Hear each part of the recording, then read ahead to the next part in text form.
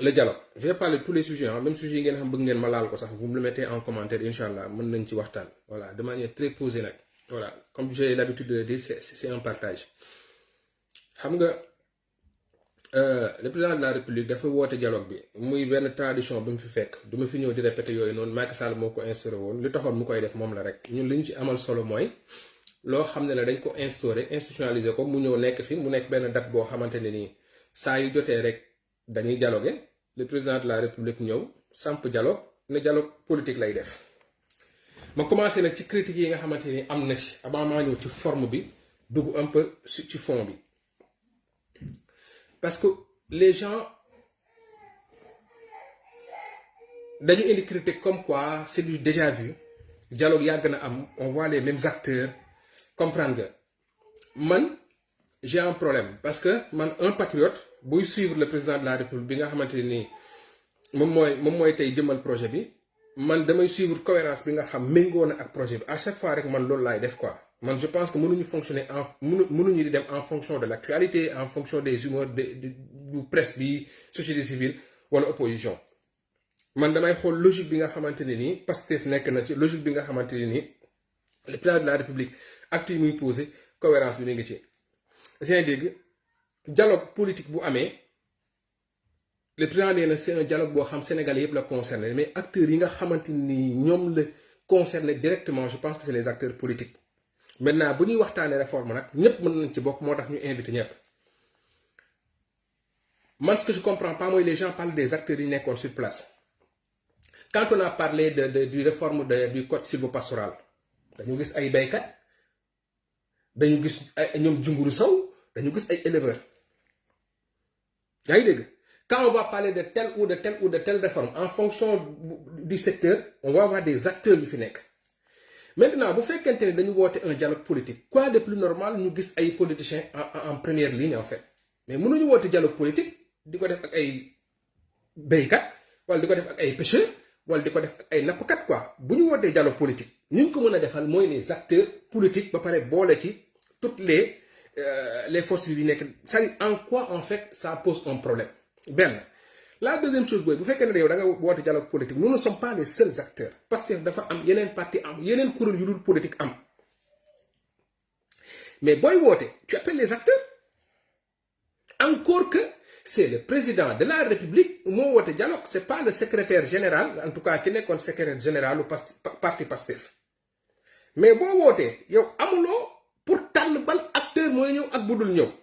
c'est le président de la république qui appelle à un dialogue politique tous les sénégalais qui se sentent concernés wala sénégalais yépp yi nga xamante ni jàpp nañ ni ci cadre boobu la ñu nekk dañu leen di inviter c'est l'occasion peut-être wax un peu que ni c'est regrettable pour que ñu gis ay parti politique wala ay kuréel yoo xamante ni invité wuñ leen man pour man dialogue bi nu ma mën a gënoon a inclusive rek daf ko waroon nekk que des gens maintenant disent que demuñu loolu on peut le comprendre maintenant ñoo xam woowuñu leen pour telle ou telle raison duñ fi nekk di ci sori parce que xamuñ lan mooy les tenants et les aboutissants mais je pense que c'est des choses yoo xamante ni peut-être à l'avenir mën nañ ko éviter qu'on puisse être le plus inclusif possible mooy ñu inviter ñépp loolu doom solo qu'on invite tout le monde tant que c'est possible mais leneen li ci nekk mooy souvent ñun dañuy organiser benn affaire mu ñëw am 90% de réussite mu am 10% de quiproquo wala de problème ñu mettre en avant ces 10% là au détriment des 90% de réussite man dinaa ci ñëw un peu sur la question de l'Assemblée nationale dinaa ci ñëw ci kanam mais il faut pas que aussi loolu ñëw nëbb lépp pour aussi qu'on se dise la vérité le fait de n'avoir pas invité telle ou telle structure li nga xam ñun jàpp nañ ne looloo waroon am warul yàq dara ci solos dialogue bi ak ni mu tëddee loolu dafa am solo donc que ce soit le contexte fii lañ ko fekk ne dañ koy perpétuer on a fait dialogue sur la justice on a fait maintenant un dialogue sur le système politique loolu lu ñu fi fekk la canari bi fekk la maintenant sur le choix des acteurs moom laay wax tey yàlla li mu def mooy opposition bi fi ne moom la ñu am li ci baax moom la ñu am li ci bon moom la ñu am muy presse bi ak ku muy mënti nekk ñoom ñoo nekk les acteurs yi nga xamante ni ñoom la concerné loolu dafa am solo trop maintenant lan lay jur derrière on verra bien leneen li ma bëgg a dolli mooy gis nga le fait de voir Pastef souvent mu nekk ci là je parle Pastef muy jaxasoo wala muy am lu muy deflanteel ak ay acteurs yu muy jëflante yoo xam ñun jàpp nañ ne bokkuñu gis-gis wala jàpp nañ ne ñun li ñuy woote ak li ñuy def bokkut ak ñoom li ñu doon man je pense qu'il faut faire la part des choses en fait gis nga le terrain dañu ko bokk ak ay nit ñun ñu ñëw Pastef indi un discours ñu construire un discours ñun dañu construire un discours autour de notre idéologie ba tey fépp foo dem ci Sénégal ak ci àddina bu ñu nee Sénégal bu ñu nee patriotisme ñu xalaat Pastef bu ñu nee souveraineté ñu xalaat Pastef bu ñu nee panafricanisme ñu xalaat Pastef bu ñu nee innovation ci politique bu ñu nee financement parti politique ñu xalaat Pastef loolu mooy li nga xam suñu identité la et c'est ce qui fait la différence entre ñun ak li ñu fi fekk dafa am solo te c'est vrai que quand on parle de parti socialiste gars yi dem ci loolu c'est les partis classiques yi fi nekkoon nga xam idéologie dañ ko taataanee feneen mais bu weesoo ñaar yooyu lépp lu nekk ci gannaaw ñaar yooyu ak branchement yi ci am yépp la gauche classique ak yu demee noonu mais bu weesoo li ñëw ci gannaaw yépp s'il y a un parti qui a réussi à construire son idéologie autour d'un discours boo xamante ne nii képp ku ko dégg rek sa xel dem ci leader bi le président Ousmane Sonko wala ci xel dem ci parti politique bu tudd Pastef muy ci couleuram muy ci doxinam muy ci definam muy ci ni muy politiquer muy lépp loo xam indi nañ ko en terme en terme d'innovation ak apport bi nga xam indil na ko politique Sénégal loolu suñu identité dañ ko def amul kenn ku ko réussir tey su ma leen ne woon Thierno Alassane Sall wala nga tudd benn concept sa xel du dem ci moom te boo tuddee Thierno Alassane Sall sa xel du dem ci benn concept c'est pareil pour tous les autres acteurs politiques ñépp nag alliés comme opposition celui qui a plus ou moins réussi à s'identifier par rapport à une idéologie c'est quelque part Tahirou Sarr sauf que Tahirou je l'ai dit depuis le début d'ailleurs maa ngi koy ziar sama waajooju noonu man j'ai toujours dit que est-ce que Tahirou réussir na teg un discours takkale toog benn idéologie nationaliste mais est-ce qu'il a les moyens objectifs et les moyens subjectifs pour pouvoir répondre ci taxawaay boobu mu am parce que li ci problématique mooy moom dafa ñëw jël un fait social la jël boo xam sénégalais yi ñu ngi koy doon di ko méttitlu mu ñëw def ko dans sa communication mu jël ko en charge ba pare lal ko ci benn idéologie te amul benn discours bu mu construire autour amul benn activité bu mu construire autour de ce fait cette problématique là bi nga xamante ne nii ñun sax jël nañ ko en charge il suffisait que benn instant tey état bi taxaw ci rek moom dafay am problème mu dem ci beneen discours est-ce que yaa ngi dégg mais moom au moins ñëw na taxaw tey boo nee national wala tey am na yenn sujets yoo xam boo leen di laal sa xel day dem directement ci Tahirou Sarr c'est quelque chose qu'il a réussi contrairement à beaucoup ñoo xamante ne nii c'est-à-dire c'est des situations ponctuelles benn affaire am na ñu langaamu ci amuñu benn vision amuñu ay solution amuñu en fait benn idéologie boo xam mën nga leen fa dëkkal li tax may wax lii dafa am solo xam mooy la man ku xamul Ousmane Sonko rek xamoo président Bassirou Diomaye yaay am problématique gis tey ñu woote dialogue mu am ay acteurs yoo xam bokk ñoom gis ko wala mu am ñoo xam dañu considérer woon que ne avec l'arrivée au pouvoir du Pastef ñooñu dañu war a disparaître encore que disparaître c'est pas les acteurs c'est les pratiques c'est le système parce que le président Ousmane Sonko a toujours dit que ñun combattre ñu ay acteurs on combat un système on combat des pratiques donc que le fait que ñu gis acteurs am na acteurs yoo xamante ni fii à chaque fois tu les auras en face de toi en fait tu les auras même avec toi donc loolu noonu nga xam ñun construire nañ ko réussir ko loolu moom mooy suñu force te dafa am loo xamante ne nii tey Pastef bu benn situation amee mu am benn discours bu am rek da ngay dellusi li président Ousmane Sonko waxee ñëwal nga méngale kook suñu parcours da ngay dellusi nga méngale kook suñu parcours amul benn acteur politique quelle que soit idéologie bi nga xam moom ngay wootee ci 5 6 7 dernières années yi nii jëflante wuñu ak yow directement nag te à chaque fois rek c'est la même attitude muy ñëw mooy lu tax ñuy deflante kii lu tax ñu woo kii lu tax ñuy def lu tax defuñu leneen te leneen loolu ngay wax lu tax defuñu ko man gisuma fu ñu ko bind ñun suñu programme au contraire li ñu nekk di def mooy li nekk suñu programme mooy li nekk suñu gis-gis moo mës a nekk suñu doxalin dañu dem élection présidentielle le président Ousmane Sonko di def campagne am dem ba booru Podor wala Kolda dama xamatul ban la ci président Ablaye Wade woolu ko amul luñ ci déggul erreur politique la Wade da koo nax def nii erreur débutant la ça va déroulé le résultat dinaa ci ñëw dañ fi toog benn moment je me juumul est-ce que du woon ay boor octobre novembre 2020 ou quelque chose comme ça ou bien avant en tout cas 2020 je crois ñu gis le président Ousmane Sonko jékki-jékki génn ak maître Moussa Diop génn ak Barthélémy Dias pareil Ousmane warul dugalante gars yi warul def fii dañu dellu ci lii kërëb jàppal bàyyi résultat bi dinaa ci ñëw après ñu toog benn moment le président Ousmane Sonko dem ci Khalifa Sall mu am waxtaan bu ñu am lu ne dégg nañ ko ci ñu dem mieux encore ñu dem ba benn moment ñu créer Yewwi Askan Wi nga xam moom mooy matérialiser li ma wax ni yépp mais moom moo may permettre ma wax lan moo tax ñun il n'a jamais été question pour nous mettre en confrontation dañu duggalante ak les acteurs du système wala les acteurs de tel ou tel secteur par rapport ak contexte bi ak enjeu bu fa tollee Yewwi Askan bi ñëw Yewwi Askan bi y avait tout le monde il y avait le PDS au début il y avait Taxawu il y avait les socialistes il y avait tout le monde PDS après wut na fu mu jaar génn mais delsi na avec l'intercoalition mais ce qui est remarquable et on peut le dire aujourd'hui parce que avec beaucoup de modestie malgré li ñi di wax militants passifs arrogant il y a des choses yoo xamante ne nii c'est ça sautait aux yeux ñun on n'a jamais eu la prétention toog di ko wax wala di jaay quoi que ce soit tout le monde sait que Yewwi Askan bi a épousé toute démarche de Pastef melokaanu Pastef jëfinu Pastef wutukaayu xaalu ca Pastef doxalinu Pastef waxinu Pastef léppi Pastef la Yewwi Askan bi ñëw épousé ko forcé wuñ ci dara et la preuve xanaa nit weddi ko tey tout le monde l'avait accepté tous les acteurs nag même ñi gën a radical tey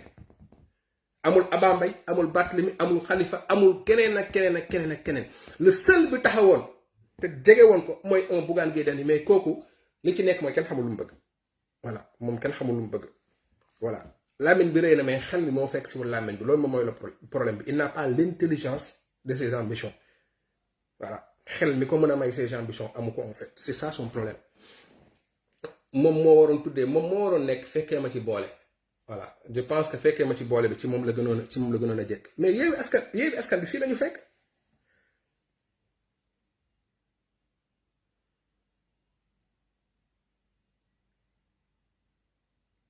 waaw Massamba dinaa ci ñëw c'est-à-dire question yi ngeen bëgg après mu wax ci rek comme am nañ tuuti temps peut-être dans les commentaires comme li nga def mën nañ ci ñëw quoi mais ce qu'on a remarqué mooy ñëpp xam nañ ne Yewwi Askan bi doxalinu Pastef la doon dox te forcé wuñ ci dara parce que mooy doxalin bi gën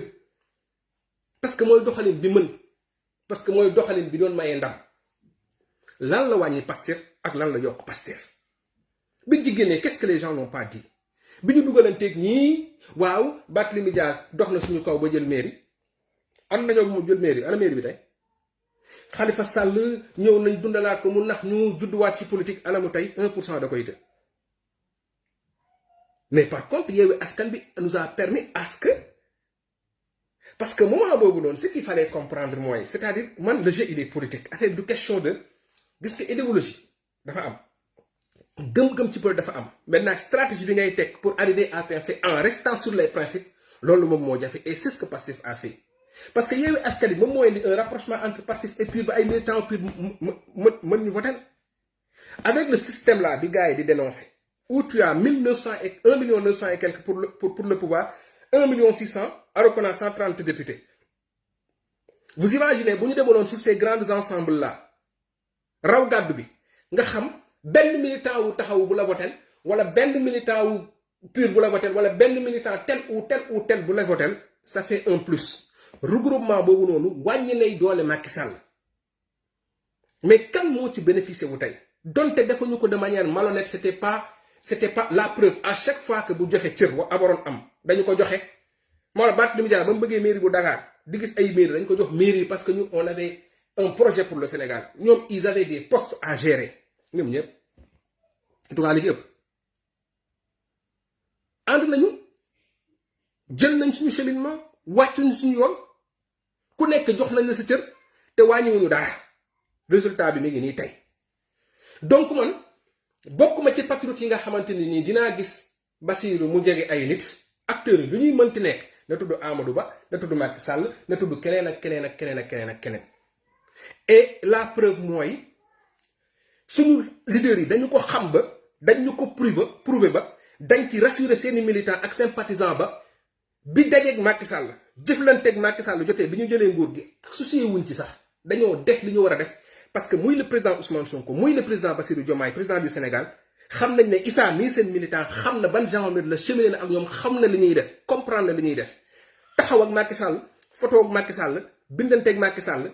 musul nekk problème pour un militant de Pastef parce que bien avant ñuy def loolu Macky Sall def nañ ko ak yeneen acteurs et le résultat mi ngi fi. Et le résultat mi ngi fi donc man le militant de Pastef je veux pas avoir un problème par rapport à ça c'est pas possible mënuma ci am problème. au contraire saa yu ma gisee sax suñu gars yi ñuy jonjanteeg système bi di dugalanteeg gars yi acteurs yi di def ci laay sama xel day mën a dal parce que dama xam ne ñii am na lu ñu bëgg a régler am na problème bu ñu bëgg a régler. on pouvait faire facile hein? On vient comme le président l'a dit ñu ñëw xool waaye sur 386 partis politiques 14 sont validés on dégage tout le monde ñu ñëw teg dem. Tout ce débat là qui va avoir autour mais ça va nous faire perdre beaucoup de temps en fait. li ngay war a xam mooy sa objectif lan la. C'est de la même façon quand tu viens pour réguler les médias. L'objectif c'est pas de taper sur tel ou tel ou tel. T'as un objectif. T'as des choses que t'as promis aux Sénégalais. Am na yoon boo bëgg a jaar l'essentiel ngay def nga jàll. Tu perds pas de temps. T'as pas de temps à perdre. Donc man le fait que ñu woote dialogue ñu gis ces acteurs là c'est vrai on peut comprendre mën nañu yóbbu ci ay souvenirs. Tu peux te dire mais tiens c'est du déjà vu. Non ñun joxuñ ñu nguur gi ñu jukki benn état bu nekkoon ci suñu biir programme ñu teg ko Sénégal lañ ñu jox Sénégal tous ces acteurs là moo tax mooy li may wax. C'est là où j'en profite pour dire Pastef dafa ñëw en 2014 commencé di tenir un discours boo xam dafa polariser beaucoup d'énergie et beaucoup de gens qui menaient des combats yu ñu bokk ak Pastef ak des combats spécifiques se sont vus dans ci train boobu noonu. ci biir train boobu nag Pastef moo yor train bi Pastef moo yor locomotive bi di ko dawal mais Pastef moo amoon appareil bi Pastef moo amoon organisation bi Pastef moo amoon leader bi Pastef moo amoon doole bi Pastef moo amoon les moyens de venir à bout de ce système là pour régler beaucoup de problèmes. Parmi ces problèmes nag y a des problèmes politiques y a des problèmes yoo xam beneen ordre la leneen la mais ñooñu ñu ngi suñu biir te je l'ai toujours dit plus ñuy avancer si suñu yoon plus ku nekk di jël sa ëmb bi nga xam da nga ko indiloon muy sa ëmb bopp nga yëkkati ko ndànk génn ci wagon bi dem loolu moom dina am doo fi tudd benn acteur nag te loolu je le dis loolu c'est dans l'ordre naturel des choses ngay patriote di militant di allié di sax militant même responsable bu dee da nga amoon beneen préoccupation bu dul un parti qui a un projet pour le Sénégal jël Sénégal pour defar ko je parle de l'État gérer ko de manière étatique lijjante woo kuy jullee nii ak kuy jullee nii ak kuy jullee di tëdd lijjante woo kuy làkk olof ak séeréer ak joolaa lijjante woo leneen loo xamante ni lu ñun ñi moomal seen bopp la politique rek di nga des ci terrain bi ku ci amoon beneen préoccupation tôt ou tard il arrivera à un moment boo xamante ni di nga xam ne ñii kat liñ doon xeex ak man li ma bëgg bokkut ñii xeexuñu mbiru ay charia ñii xeexuñu mbiru catholique nangam ñii xeexuñu mbiru leneen ñii xeexuñu mbiru xeex diine ñii xeexuñu contre tarixa yi xeexuñu contre ka gëm lii ka gëmul lële ñii xeexuñu pour jàpp nit ay tëj ay dóor nit ay nangam nit ñii xeexuñu loolu ku ne di nga ko comprendre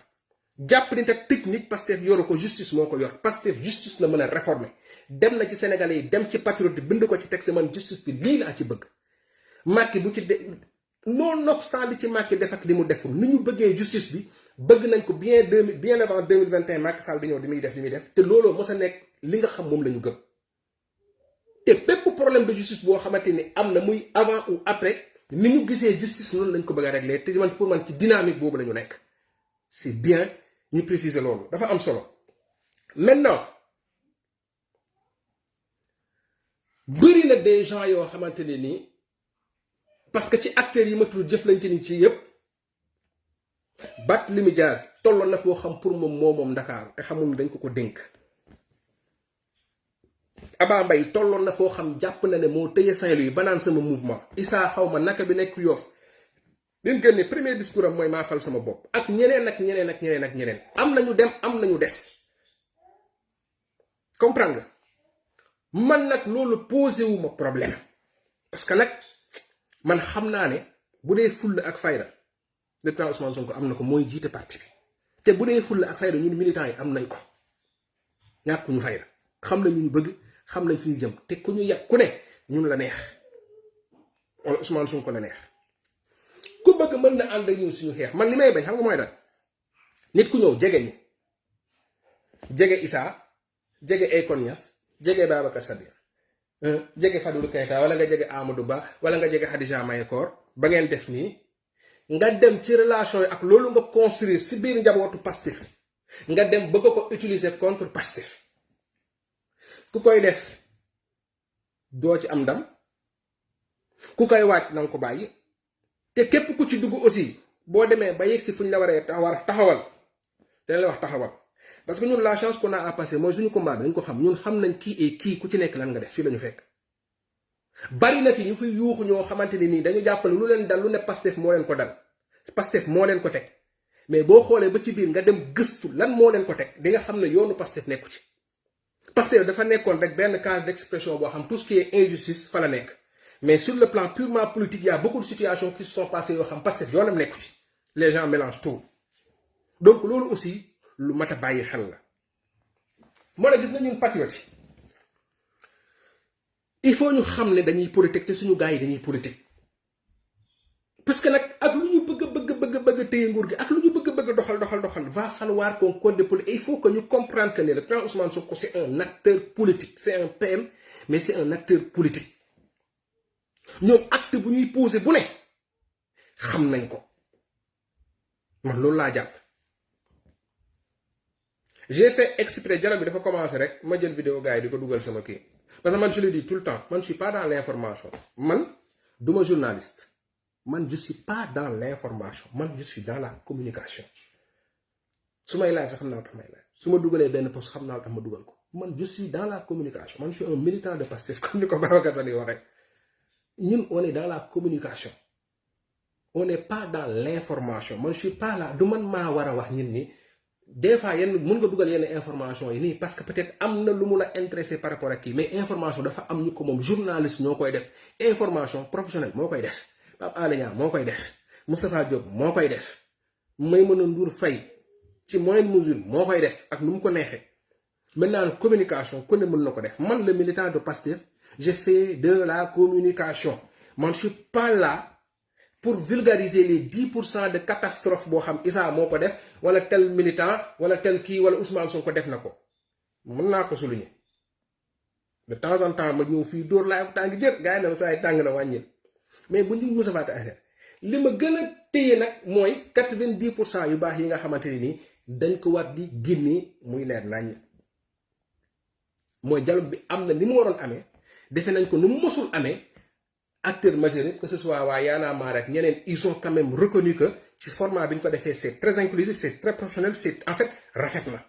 terme de référence yi gars yi ñëw commission yi def ko fa la waxtaan bi di amee ñi ñëwoon pour def show politique def nañ show politique fa lay yem. maintenant dire que bu mu nekk loo xam day nekk benn genre système de recyclage loolu ku koy wax ku ne dellul ci parcours bi rek te dama leen di delloo fa gën a récent mooy ci élection lan moo fi mujj ci élection du élection législative yi mujj nii.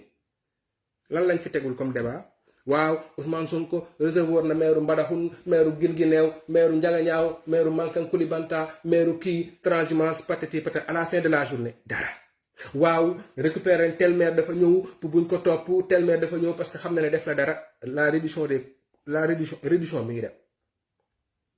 Birima Mangara coalition Diomaye la bokk dañ ko woo Sophie Gladima bi ñuy tudd sax suma jour mi ngi woon ci kii bi Mame Boye Diao mi ngi woon ci suñu coalition bi c'est-à-dire ku ci am problème avec la justice di nga ko dem lijjanti donc yow kooku bu dundee yow rek li ma tudd fii yëpp dafa lañ jaar ak gars yi ak li gën a récent nii bi ñu doon wax ne maire yi dañ leen bëgg a def ñu ngi gis justice bi ni muy doxale de ce risque sax nga xam la personne du président Ousmane Sonko xam Bassirou Diomaye ni ñu mel naka nga mën a penser à un moment que gars yi dañuy créer ci à travers un dialogue nit mën na ci ñëw prox ndollu ba am ci dara léegi soit ñu jàpp ne waaw loolu la ñuy daw ñu jàpp ne ñun suñu gars yi moom fàtte nañ leen ñoom nit mën na ñëw jaar seen kaw prox ndollu ci dialogue ba def loolu xeeb nga Ousmane Sonko loo ko bëgg-bëgg nag xeeb nga ko loo bëgg-bëgg président Diomaye xeeb nga ko jàpp nga ne gars yi ñoom ñoo leen gën a yeewu ñoo leen ëpp xel comme ni ñu ko jàppee woon ci Yewwi Askan bi PDS ñoo ñu ëpp xel ndax nañ ñu am ay député yu bari Barthélémy Dias moo ñu ëpp xel ndax nañu ba jël mairie bi Khalifa Sall moo ñu ëpp xel ndax nañu ba xawma doon lan taxawu ñëwaat na taxawu tas na tey Barth ñàkk na nii rek j'ai beaucoup d'amis au pur suñuy alliés lañ te man dama gëm ne am na lu bari lu ñu bokk ak ñoom mais jàpp naa ne seen doole wàññeeku na bu baax loolu waxuma nag Pastef ko doon yooyu c'est des choix politiques analyse laa ciy def yaa ngi dégg mais c'est ça la réalité donc tey nga jàpp ne à travers un dialogue y a des gens qui peuvent yu demee noonu c'est non seulement yow fàtte nga ak ñi nga ko sekkal comprendre nga mais aussi l'histoire récente sax parle pour nous en fait que ne des situations pareilles xew na gis nañ li mu jur donc moo tax ma ne le débat bu fi gars yi di teg pour polir rek ñun on a les réponses te patriote vous l'avez même vécu da ngeen ko dund parce que li may wax ni yàggul parce que stratégie loolu la rek au finish mooy résultat bi ci suuf man bi fi gars yi toogee naan Ousmane ba dara fii affaire bi cooli ba ma xamee ne Ousmane man ni may suivre ma xam ne Ousmane fii la jëm dama ne lenn laay xaar ci Ousmane mooy mu sauver projet bi qu'il soit candidat ou pas man je m'étais déjà préparé à ce que Ousmane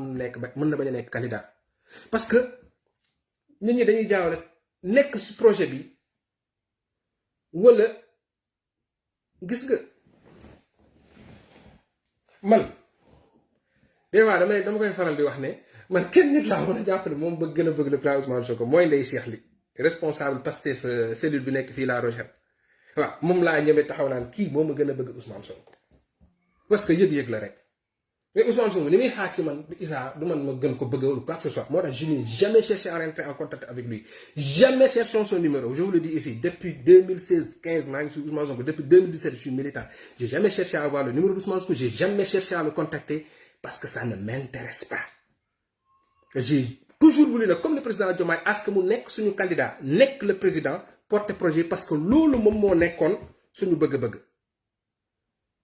mais au-delà de ça man li ma gisoon mooy Ousmane li ko taxoon a jóg mooy mu am un projet qui va transformer maintenant ce pays là léegi foofu laay ñëw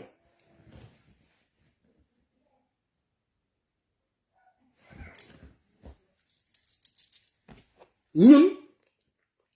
li ñu jaay sénégalais yi ñu voté ñu du ñëw tabax ay stade moo gën a yomb dugg naa ci deuxième partie live bi nag tey moom defuma sa transition ñun li ñu jaay sénégalais yi du ñëw je sais pas moi tabax benn stade mooy li gën a yomb ñun li ñu jaay sénégalais yi mooy dañu bëgg a def la transformation structurelle réew mi maanaam ñu tabax ay fondements yu dëgër yuy tax Sénégal jóg le président Sonko nañu ñii dañuy liggéey pour les 5 ans à venir ma damay liggéey pour les 50 ans à venir dafay dugg ma terminer ci kii bi mën a jël France de mën a def transition mooy ñu woote dialogue sur la justice mooy bëgg nañ am justice boo xam dañ ko bëgg a méngale ambition yi ñu am ci économie ak ci politique ambition bi ñu mën a am ci réew mi parce que lépp ay ànd ñu nekk ci di ko travailler bëgg nañ am un système politique boo xam ñun lu ñu bëgg ci réew mi ak fi ñu bëgg jëm suñu modèle économique méngoowul ak élection locale ñu dóorante rayante 1 mois 2 mois pendant 6 mois ñu nekk ci élection législative ñu nekkaat ci élection présidentielle ñu nekkaat ci c'est pour dire que nit ñi defuñu pour defante wuñu y a une cohérence d'ensemble boo xam ñun dañ ko war a gis di ko topp en fait li nga bëgg a def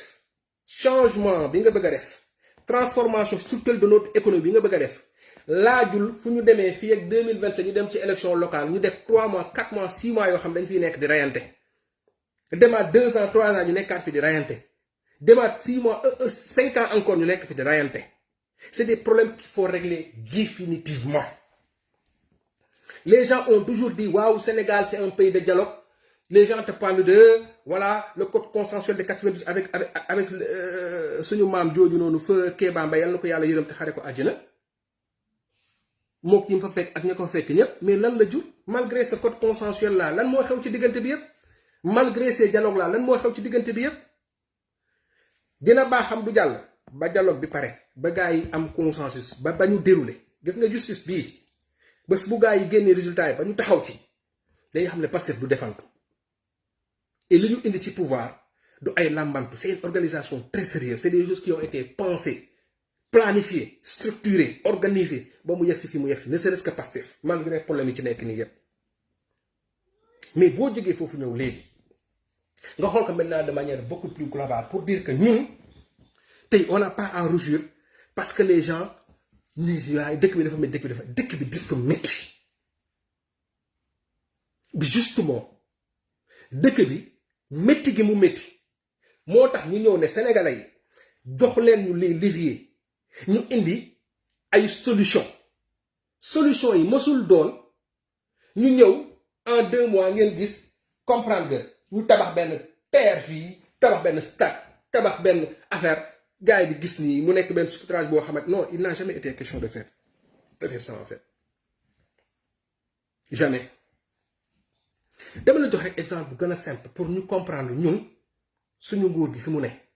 après y a un problème de communication bu am ce qui crée benn écart boo xam dafay entre les gouvernants ak même les propres militants tey quand tu prends par exemple tey Macky Sall c'est un nu ñu koy waxee sax c'est kii li mu defati sax kii defe naa géologie la def bu dee dama juum bindal leen ma ko foofu mais su ma juumul géologie la def en tout cas c'est quelqu'un qui s'y connaît en termes de ressources mais Macky Sall lan la ñu jaay gas to power gars yi dem ci média yi gas to power Macky Sall ne savait que ñun am nañ pétrole am nañ gaz gars yi defoon nañ les estimations def les prévisions est-ce que état bi fi nekkoon nguur gi fi nekkoon est-ce qu'ils ont travaillé à ce que gaz boobu bu génnee ñu mën a am lu ko téye defar ko ci réew mi dara defuñu ko ci mosuñ ci am vision est-ce que Macky Sall a travaillé à ce que gaz bi génn mën a transporter électricité bu Sénélec bii nii pour sénégalais yi mën ci jot géologue la jamais tey yegsi nañ ci réew yegsi nañ ci nguur gi tombé gaz bi di génn il y a aucune infrastructure amul lenn lu ñu structuré parce que ñoom ci seen gis-gis jël gaz bi yóbbu jaay la amuñu woon benn gis-gis ci naka la ñuy def gaz boobu noonu naka la ñuy fexe ba sénégalais yi mën a jot ci seen ressource sentir ko ci seen facture électricité et c'est ces mêmes gens-là qui veulent poser la question de courant bi cher na dëkk bi métti na alors que ñoom ñoo ko créé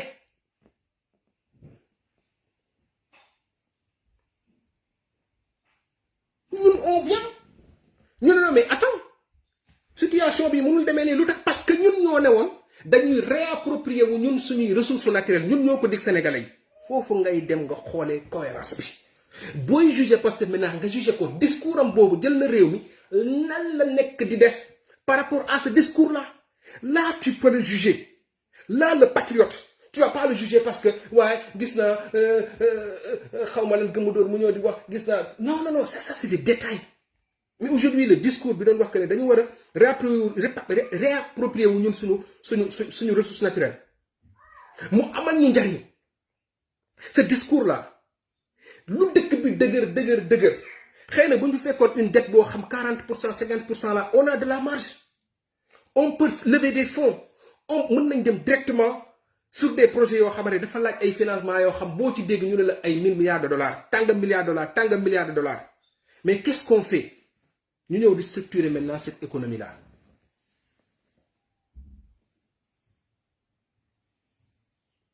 ñu ne dañuy fexe def en sorte que gaz bi maintenant bu jógee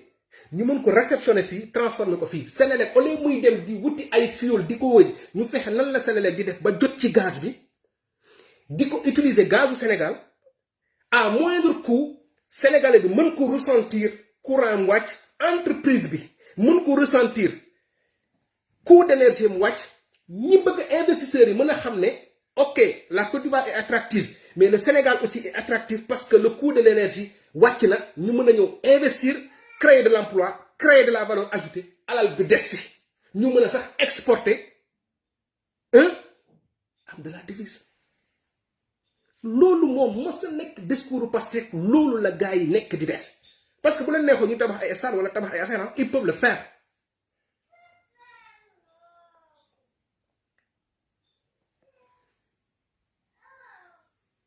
parce que loolu mooy suñu gis-gis Ousmane Sonko ñëwuloon rek pour di wax di détailler suñu modèle économique ci nii dégg naa keroog Moustapha Niang mu def ci benn sorte bu extraordinaire et je pense qu'on doit aller vers ça en fait. ce pays là réappréwu suñuy ressources mooy suñuy ressources naturelles ak suñuy ressources extractives mooy ñu téye ko mais laka lañ ciy def mooy téye nga gëm ne agriculture da nga ko war a jëmmal. tu viens tu crées un ministre de l'agriculture à côté nga créer un secrétaire chargé Alphaba des coopératives agricoles. Coopératives agricoles aussi ça demande des moyens mais malgré ça gars ils vont démarrer avec 2 ou 3 coopératives. mooy dajale béykat yi rendre leen autonome créer leen benn système bu leen mën a permettre ñu mën a am ay garantie mën a dem ci banque mën a soulever ay fonds mën a dajale seeni 5 10 3 4 am hectares yoo xam mën nañ ci bay def leen ay champion cadre boobu noonu da nga ko war a créer du looy ñëw rek def da nga ko war a structurer en fait. maanaam Mabouba li muy def nii di jëli ay engrais di ko jox béykat yi c'est-à-dire yooyu c'est des solutions conjoncturelles c'est-à-dire yoo xam mënul ñàkk da nga koy def nii rek mais loolu du suñu gis-gis Ousmane laa di si vous souvenez Mabouba Diagne bi ñu demee à l'Assemblée bi muy wax que ne temps yi di ngeen gis ay bateau yuy ñëw intention bu rafet la ci am mais Ousmane bi mu ñëwee derrière lan la ko wax on n'est pas dans ce nekkuñu foofu ñun suñu bopp dañu war a jël suñu phosphate ñu transformer ko defal suñu bopp engrais et il en a parlé mooy le projet bi nga xamante ni moom lañu war a def Matam di xaar financement yi génn le réseau SAR 2.0 ñu profitoo ci di féliciter Habib Diop parce qu'il y a beaucoup de responsables beaucoup d'autorités qui font un travail extraordinaire. Lamine Niang du Soleil ku ma tudd c'est parce que defoo dara les gens sont en train de faire des choses extraordinaires gis nga ni Jean-Michel di taalee dëkk bañ koy lamp fan d'autres ñu ngi koy def dans le secteur c'est juste que c'est pas du lu visible en fait. gis-gis mooy nga am un réseau boo xamante ni SAR 2.0 mën a jël say produits extractifs mun ko transformer dans le but de rendre le Sénégal attractif mais aussi de baisser drastiquement le coût de l'énergie le coût de l'électricité loolu mooy transformation structurelle ou économie en fait parce que mënuloo wax industrialisation te maîtriser woo sa énergie mënuloo wax agriculture te nit ñi amuñu l'accès ci seeni suuf mais surtout aussi amuñu accès à l'eau nga ñëw créer le grand transfert d'eau nit ñi am accès à l'eau potable nga xam c'est des besoins primaires naan ndox mu sell mais aussi nga mën a am ndox mu la war a mën a permettre ngay bay 12 mois sur 12 mën a filialiser tous les produits maîtriser chaîne de valeur bi production transformation ba commercialisation wala distribution créer benn chaîne industrielle boo xamante de bout en bout doomu Sénégal ñoom ñooy nekk di ci liggéey lii mooy gis ko su Pastef du luy ñuy xëy di ko def ci benn fan wala ñaari fan ñun jéggi nañu ay discours Pape Djibril Fall ki Barthélémy Dias ak gars yi amuñu gis-gis amuñu xam-xam amuñu xalaat te wallahi opposition pouvoir le jeu démocratique rek moo ñu boole te nag comme yàlla ñoom la ñu nattoo ñun ñu war a opposé ak ñoom la ñuy opposé wul mais nañu comprendre suñu gars yi li ñu nekk di def c'est très important ñun suñu gis-gis ak fi ñu nekk weesu na fi ñu gars yi di teg parce que loolu moom mooy tabax une économie barke dem moo njaay ngeen gis un chef d'entreprise étranger bu doon génn aéroport ñu téye ko ne ko yow fayal parce que loolu lañ ñu dig chaque jour ngeen gis libération wala beneen presse mu ne la impôt et domaine wala douane dem nañ fii c'est-à-dire récupérer nañ temps le président Ousmane Sonko l'a dit la dernière fois keroog avant-hier bi ci forum de l'investissement bi ces centaines de milliards là d'exonération fiscale yi nga xam gars yi dañ koy joxe à tout bout de champ mooy ñun dañ leen de woon seen alal dina leen ko delloo mu jëriñ Sénégalais ñu ngi koy wax depuis ba ñu juddoo li ñëpp bokk ñëpp jot moo tax dëkk bi il faut mu métti parce que dafa am ñu ko yàq waaye dëkk bi dina baax parce que am na ñu ñëw pour defar ko te li ci neex mooy te jàpp naa ne loolu moom moo tax Sénégalais yi mën ci ànd ak ñun mooy nëbbu ñu leen nan lañ koy defaree nëbbu ñu dara loolu ñu ñàkk nëbbu moom moo tax sa ñun on dañuy exposé wu politiquement mooy tax tey ñu jàpp un Farba Ngom ne leen lii la def jàpp Tahirou Sarr ne leen lii la def noir sur blanc seen alal la lii la def jox justice suñu yoon nekku ci mu am la ñu may ko nga am say avocat pire même ñu convoqué ko ba mu ñëw ñu ne ko dossier baa nga nii ñaata fan nga bëgg mu ne temps ñu ne ko yóbbul yow ak say avocat mais malgré ça ñu ne la parce que Ousmane Sonko moo dem dans un discours politique laa wax ci contexte campagne électorale mu ne ko yow doo toog kii dara ñu bu ko teg foofu fàtte ne presse bi nag avec la complicité de cette presse parce que je l'ai toujours dit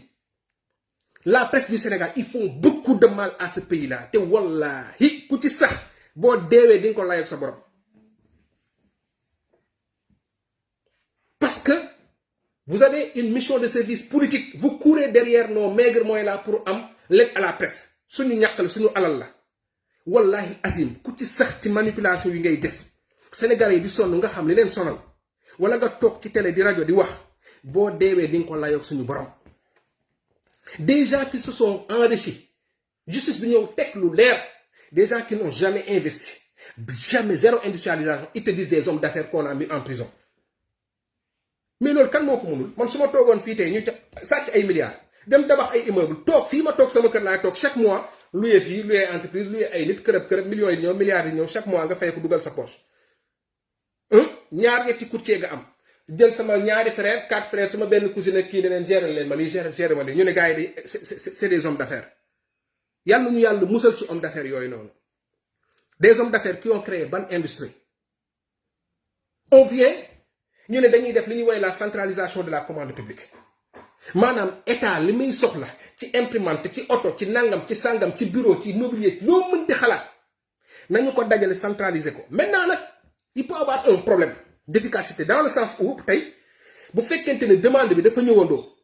loolu yëpp aussi c'est des choses qu'il faut prévoir et gérer te jàpp naa ne looloo tax affaire bi jël temps le président Ousmane Sonko a dit qu'à partir du mois de juillet dina commencer mais mënu leen imaginer loolu li mu mën a tekki parce que boo demee ba maîtriser ko di nga xam li nga soxla te surtout leneen ci am solo mooy les petites et moyennes entreprises les petites et moyennes industries di ngeen mën a gagner ay marché yoo xamante ne ni di ngeen mën a gérer loolu mu am en tout cas le privé national mën ci bénéficier wu noonu la ci bénéficier wu privé national du ñëw rek nga wax da ngay poser ay actes te gars yi xam nañ ko te leneen li ci mën a dalal xel mooy du benn yoon du ñaar du ñetti yoon laay gis nit ne man dugal naa sama dossier dans tel ministère ministre bi xaw ma ko xaw ma DRH bi xaw ma nangam bi xaw ma secrétaire xaw ma fa kenn dañ ma woone ma marché bi gagné nga ko parce que tu es un Sénégalais tu réponds aux critères dañ la koy jox mais nag dafa am loo xam aussi ndànk-ndànk lañ ci mën a dem dama la jox rek benn misaal Jean-Michel bi mu fekkee le dossier là sur l'électrification il a tout fait pour intégrer les sociétés sénégalaises pour ñu mën a am lu ñu woowee transfert de technologie mais aussi lépp loo xamante ni c'est un produit bu ñu war a mën a jëlee fii ñu defee ko fii ñun suñu problème au Sénégal mooy dañuy jël ñun suñuy produit brut importé ko gars yi defar seen produit fini ñëw di ñu ko jaay boo xoolee suñu code des investissements bu Sénégal le Sénégalais ñu ngi koy taxé ci produit fini bi loolu moom moo koy rey alors que l'industriel bi moom ñu ngi koy taxé ci produit brut bi mu am benn manque de cohérence boo xam aussi loolu jàpp naa ne le président Ousmane Sonko a parlé de réformer le code général des impôts code des douanes code yëpp dañ ko code des investissements ak yooyu yëpp c'est-à-dire loolu yëpp dafay maanaam man en fait ce que j'essaie d'expliquer parce que mun na sinon duñ ci génn mooy il faut ñu gis beaucoup plus globalement le travail d'ensemble bi gars yi di mën di def maintenant nag li may wax ni foofu lañ mën a ne dans la communication ça pêche dans la communication dafay des parce que dafay dem ba am benn écart entre ñoom li ñuy def moo am une cohérence boo xam ne ku ne xam na li ci nekk. Maintenant la question la question de la justice ay détails quoi ñu nekk ci ay détails maintenant nag ci biir détails aussi il y a un aspect politique bi ci nekk boo xam ñun mënuñu déserter l'espace politique moo tax ñun suñu genre yi des fois on est obligé di laal yenn sujet mun ko bëggul man c'est pas de gaieté de cœur laay jël des fois ay Badara Gadiaga di leen di dugal parce que je ne m'adresse pas qu'aux patriotes en fait man ba may wax ci Badara Gadiaga du tey ba may wax ci Bougane Gueye Dany ay Abdou Karim Gueye xurum xaq yi man je dis pas que dama am xam-xam wala dama kii de man damaa focus ci projet bi man acteurs yu bëri xam naa leen mën naa vaar yu bëri yuy génn def ma sama tournoi génne parce que xamante nañ moo tax il faut que ñu politique parce que foofu laay ne par exemple suñu gars yi aussi il faut pas qu'ils oublient qu'ils ont cette casquette politique en fait vous faites un excellent travail mais vous êtes des responsables d'un parti politique en fait aujourd'hui dañu waxante dëgg man je ne comprends pas mën nañ ma expliquer nag Habib dafa pour m'expliquer ma comprendre en fait boo nee da nga geler les activités du parti quand tu gères un état nga nekk parti bi nekk état tu as un appareil fini boo xamante ne nii li nga am Sénégal kenn amu ko tu as des cellules partout mais quoi de plus pertinent say cellules nekk ay relais pour vulgariser lépp loo xam ne ngi am mooy nga voir ces petits trucs là Talimam Diarra bi nekk jàmm gën la man je connais là-bas je sais que foofu noonu nan la nekk woon galère gis naa jàmbaaru Pastef à 2-3 fois mu publier ko mais vous savez pas loolu ñu mën a impacter ces populations là parce que ces populations là demoon nañ ba jàpp que ne c'est des problématiques yoo xamante ne nii limite c'est des problématiques existentielles ñoom dañuy dund ak loolu ba dee ak moom quoi nga dugg tey Medina Baye la xaw ma fan ci kaw la tali bu ndaw gars yi ñoo defar ko gars yi ñu ngi koy def ci ak yeneen axe gars yi ñu ngi koy def mais dafa war a am benn cohérence boo xam y'a la communication big gouv et tout ils font le travail ils peuvent pas faire n'importe quoi parce que ñoom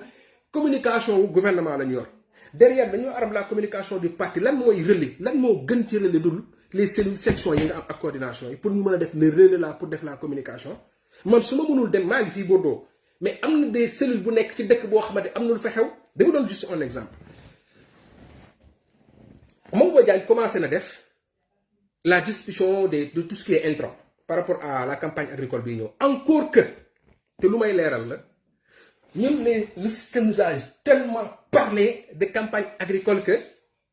non seulement dans l'entendement même populaire dans la perception populaire ñun dañu demoon ba jàpp ne campagne agricole campagne arachidière la benn la deuxième chose mooy dañu jàppoon que ne l'agriculture se résume à chaque moom bu ñu tollee ci moment bi ñu dem ci campagne agricole c'est foofu lañ doon nattee sax les performances du ministère wala du ministre ñun ñu changer complètement de paradigme en fait te changement boobu noonu ci la ñu jëm mais tey par exemple quand Mame Boye Diagne décide par exemple dañu war def kii boobu ñu intégré ci arme bi c'est vrai que dafa war a nekk lu sérieux waxu mu nekk loo xamante ne nii dañuy sol ay t-shirt Pastef ñëw di def du n'importe quoi mais je veux dire dëkk yooyu ñuy dem ñëpp y a des cellules qui sont là-bas allez directement vers les acteurs tendez-leur le micro lu wax lu négatif ak lu positif au moins ñu dem jëli foofu noonu qu'on n'attende pas à ce que ndeer toog dégg na tel dëkk paa bale mer na mu dem invité ko jàkkaarloo wala mu yóbbu fa un journaliste TFM ne leen dem leen ngeen recueillir paa bi nee na moom d'accordul waaye mais si on avait activé suñu cellules yi mu leer les patriotes sont partout te loolu peut-être patriote sax mën na ci bañ a xaar en réalité kii mais qu'on aille directement vers ces acteurs là ci campagne bi ñu wax leen ñu dem ci ñoom ñu wax mu bañ a nekk ay patriotes yu ñu ràññee yoo xam ci projet bi lañ bokk munoon nappkat wala béykat ñu dem jël ko moom di wane li muy def loolu bu à la limite c'est contre-productif parce que s'il y a bu fekkente ne c'est un pêcheur par exemple nekk patriote ñu xam ne patriote la ñu dem vers moom di ko wan li muy def c'est contre-productif dans le sens où les pêcheurs yi nga xamante ne nii gisuñu seen bopp bu ñu gisee image bu non seulement mën na indi frustration mën nañ jàpp ne ñii dañuy manipuler ba pare nag dem gëm ni li ñenn ñi wax naan ñii dañuy manipuler foofu danger moo fa ne il faut aller directement vers les acteurs ñu wax li neex ak lu naqari li neex laa wax ak lu naqari et je sais que li neex moo ëpp fuuf sama benn xarit daf koy faral di wax dama gis nga jamono ji njàmbat yi gën a bëri c'est au niveau des zones urbaines Dakar bi demee noonu mais boo demee dans le monde rural wàññeeku na noonu ngay ressentir équilibre bi ñëw équité sociale bi commencé di màgg. Juste pour dire que nañu comprendre que ne li ñu dig Sénégalais yi mooy une transformation structurelle de notre économie gars yi ñu ngi ci yooyu ñu ngi teg les bases les fondements de cette économie là en fait. Est-ce qu'on a un modèle économique? Oui. Est-ce que commencé nañ di def li ñu waxoon? Oui. Est-ce que les entreprises sont devenues sérieuses? Oui. Est-ce que maintenant ñu ngi jël ay exonération di dóor jeex na? Est-ce que dañu accepter ay DG ay ministre ay kii ñuy def di n'importe quoi? Non. te balaa ngeen koy xam nañu dem ba Cour des comptes parce que nag du ci réseaux sociaux la ñuy waxee ne ministre bi baaxul wala DG bi baaxul wala DG bi def na loolu c'est des choses qu'il faut éviter mais loolu ñun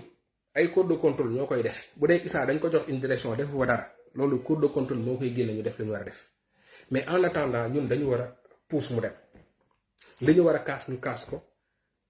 ñi war a nekk sentinelle par rapport à des situations bien précises loolu mooy permettre ma dugg ci benn sujet boo xam ñu bëri dañ ma ci interpréter nañ ma lan moo tax sori yu ma ci waxuma ci et jàpp naa ne sax cette question là elle va être vidée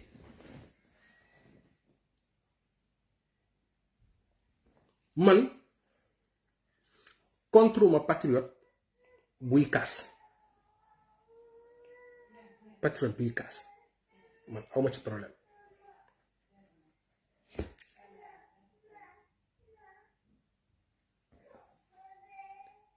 mais xam nga lan moo doy waar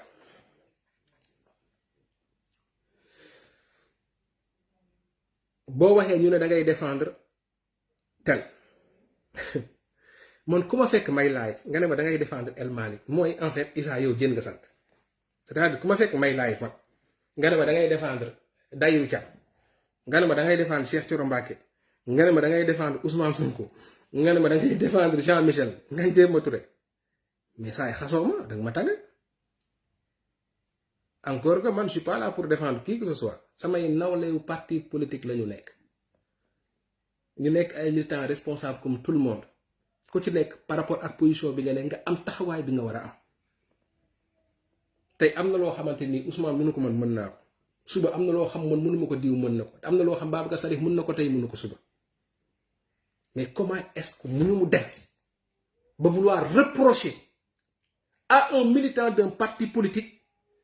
ñu koy reprocher de défendre un responsable de ce parti politique là parce que day wut lu ko neex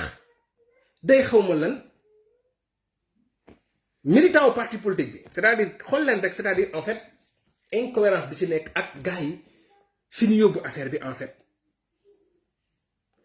gis nga guerrier lu bi jaay radical beeg yooyu noonu xasuma kenn de mais saa yi jeex na dañu war a liggéey te dañu war a fësal li ñuy liggéey El Malick Ndiaye man j'ai le courage de dire les choses en fait parce que El Malick Ndiaye ci moom xam na kan mooy Issa man xam naa koy El Malick Ndiaye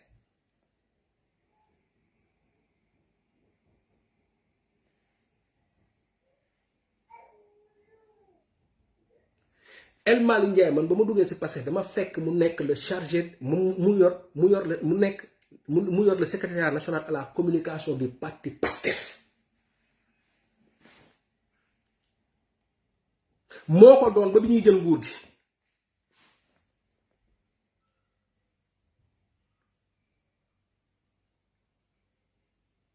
El Malick Ndiaye fait partie des leaders de ce parti là yi nga xam ñoom ñoo ëpp tur ci parti bi lépp lu neex tey ñu mun ko jagleel naqari woon na démb ñu mënoon ko dal ci kawam man li ma nanguwul ñu def ma ko samay mbokk ak samay xarit nanguwul ñu def ma ko du ma nangu ñu def ko keneen parce que tey su ma laay woon fii wax benn wax bu jagati ñu xëy ay détracteurs wala ñoo xam neexuma leen wala ñoo xam yàq leen tax a jóg bugg a yàq Issa man je suis sûr que Mamadou Saliou Ly bi may kii dina ne lii du yoon parce que dama exemple rek du ma jax jël sa bos parce que mënuloo dafa am lu may wax n'importe quel patriote mu nga ko jël tey mënuñu tey fi ñu jaar yépp ba yegsi ci nguur ñu bëgg a jël un fait tabal ko nit déconstruire tout ce qu'il a eu à faire pour le parti, pour le Sénégal, pour ce combat. Lolu taxul nga dédouané la mu def. C'est très important. Merci beaucoup Moussa Fagna.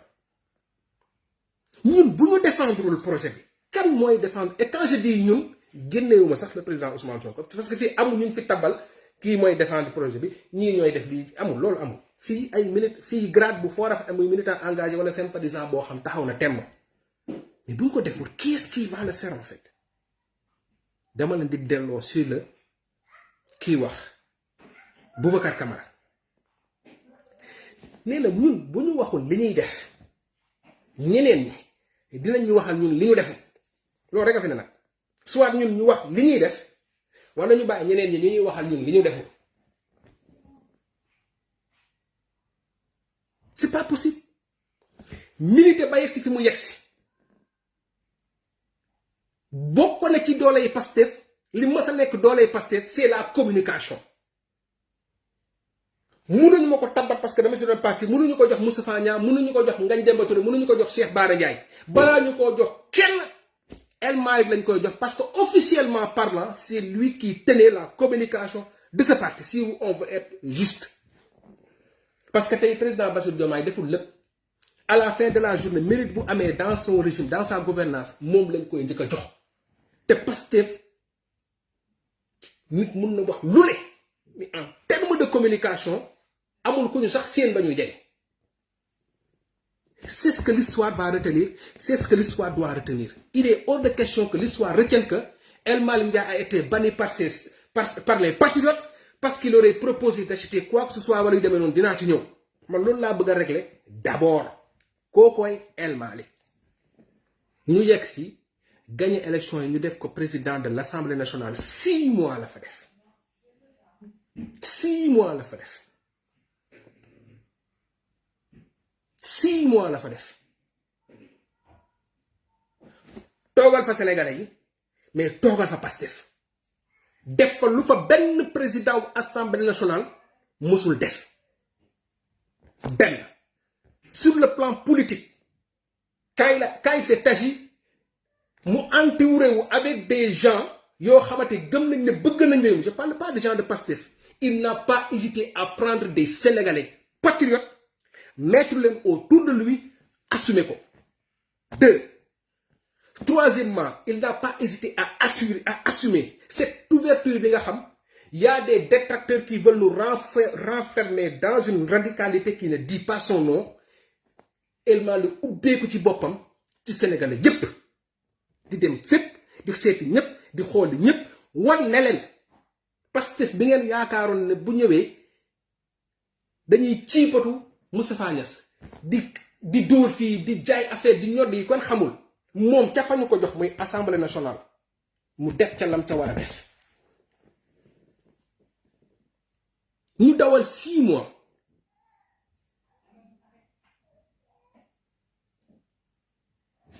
liggéeyu assemblée bi ñu doon def ñun ñëpp ñu commencé di sentir ay changement bés boobu noonu ñu koy critiquer ci mbiru oto yi naa ci ñëw c'est ce même jour là que Aïssata Tall Sall taxaw reconnaître que ne El Malick Ndiaye chargé de communication Pastef président de l'Assemblée nationale ndaanaan la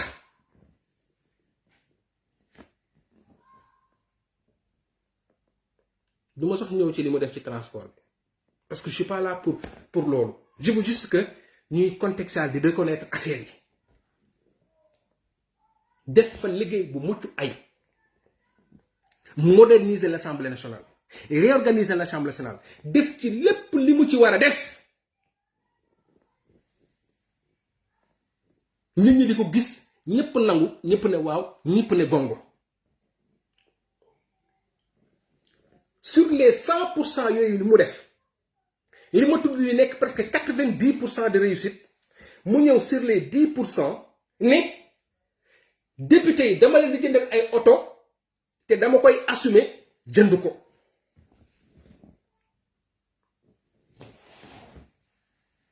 opposants yi jël loolu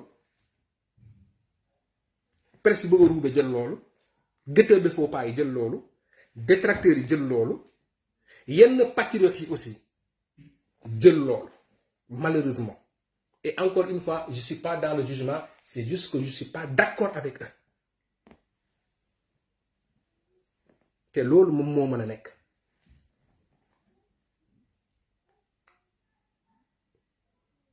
El Malick ne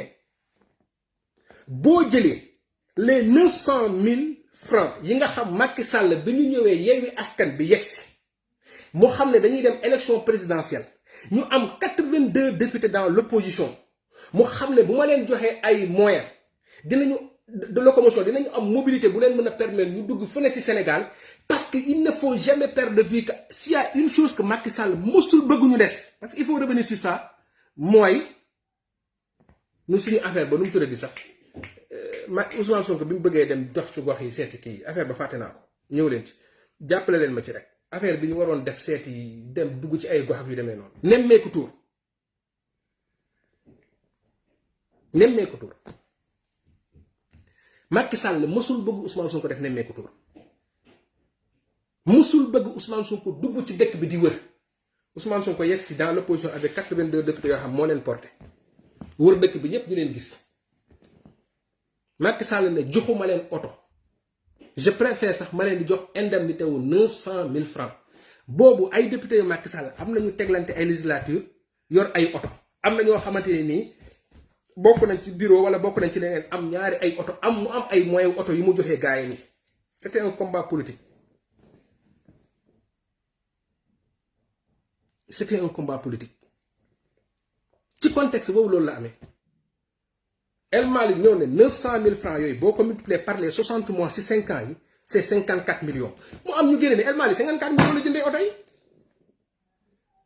te man bëgg naa nit génneel ma fu El Malick taxawee wax ne man 54 millions laay jëndee oto bu ne moom loolu laa bëgg man mbokk mën naa juum. Mais li ma comprendre ci explication yi mooy boo jëlee 900 000 francs sur les 60 mois ci 5 ans yi ça te donne 54 millions pour chaque député 54 millions yooyu noonu ci 5 ans yi ci député yi la doon dem àlla kulli xaal ci ñoom la doon jëm mu ne non bu ñu ko defee noonu nañu jël 900 000 francs yi te wax am na sax lu mu leeral mooy dama ko dagg naa ko depuis janvier ñu jël xaalis bi bu xool nan lañ leen ci mën a wutalee oto. mais ci njëlbeen bi mu ne oto yooyu nañu fexe ba soit assemblée nationale moom ko wala ñu xool yéen naka ngeen mën a defee en sorte que député yi am lu mu ci teg pour jël ko mu am ñaari question maintenant yu posé wu. y en a qui te disent pourquoi defuñu réforme dindi 900 000 francs yi mais man mën naa ñëw leen ne ki fa fekk 900 milliards yi 900 000 francs yi au moins mu teg jéego di defar. bul ko ne da ngay yàq c'est-à-dire ki fi fekk mbir mi yow yaa ngi naan da nga koy dindi wala doo ko dindi moom mu fekk ko fa ni même bu ma ko dindiwul maa ngi xool naka laay defee ba mu gën ci réew mi gën ci assemblée gën ci député yi mais kooku mu ngi def un effort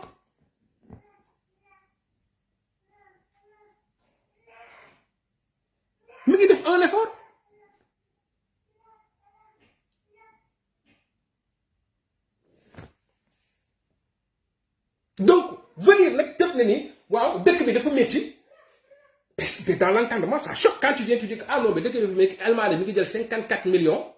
di ko jëndal député kii te démo dans le fond lan la impliqué man pour man quelque part y a un problème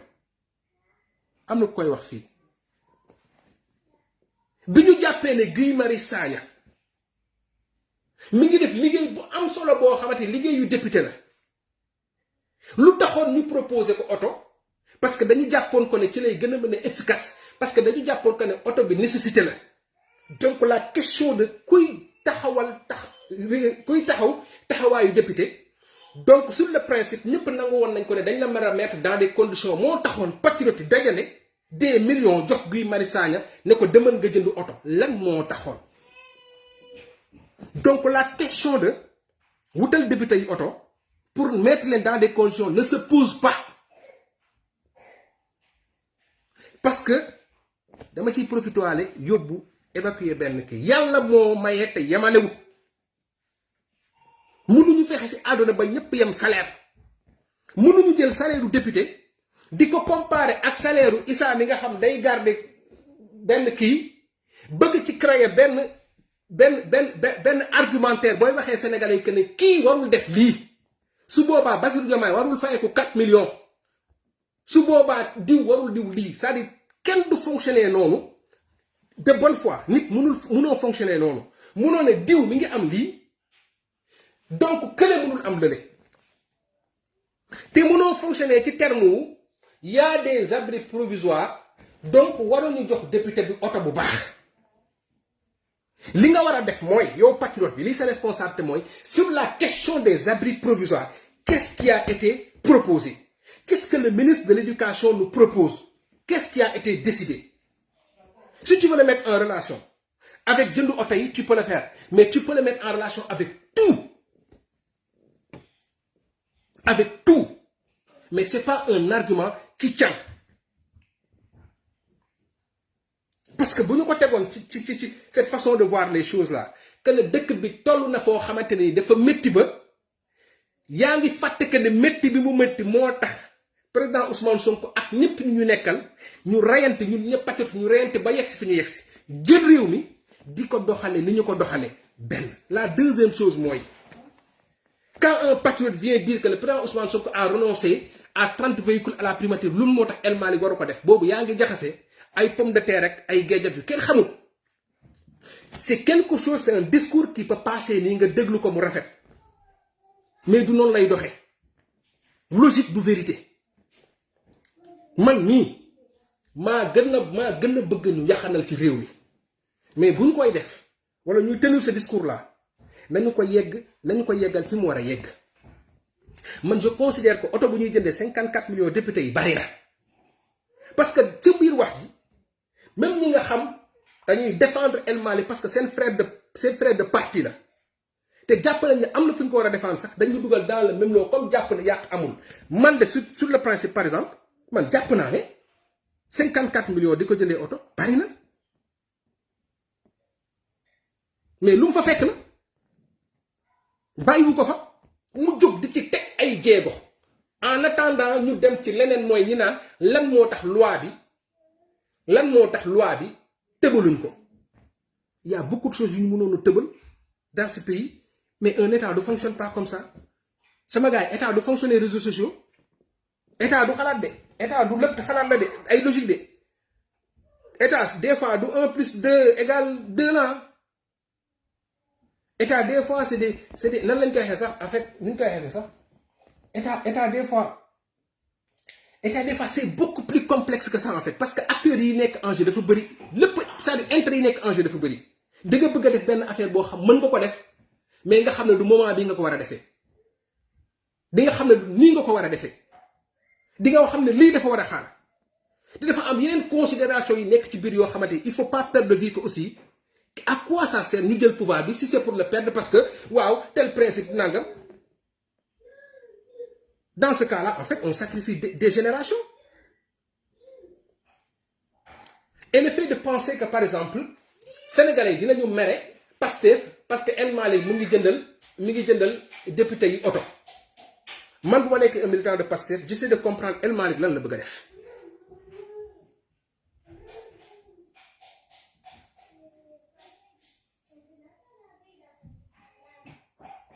mooy ma comprendre El Malick nan la bëgg a def ma expliquer ko sénégalais yi parce que jàpp naa ne man gëmuma ne le président Bassirou Diomaye Faye ak le PM Ousmane Sonko ak yenn député yi ma xam ñu nekk dans Pastef ils vont laisser un El Malick muy def lu ko neex benn te gëmuma ne El Malick fi mu jaar ak projet ba yegg si mu yegg si mënul xëy rek jël nguur beew solu sànc di yàq alalu askan bi man gëmuma loolu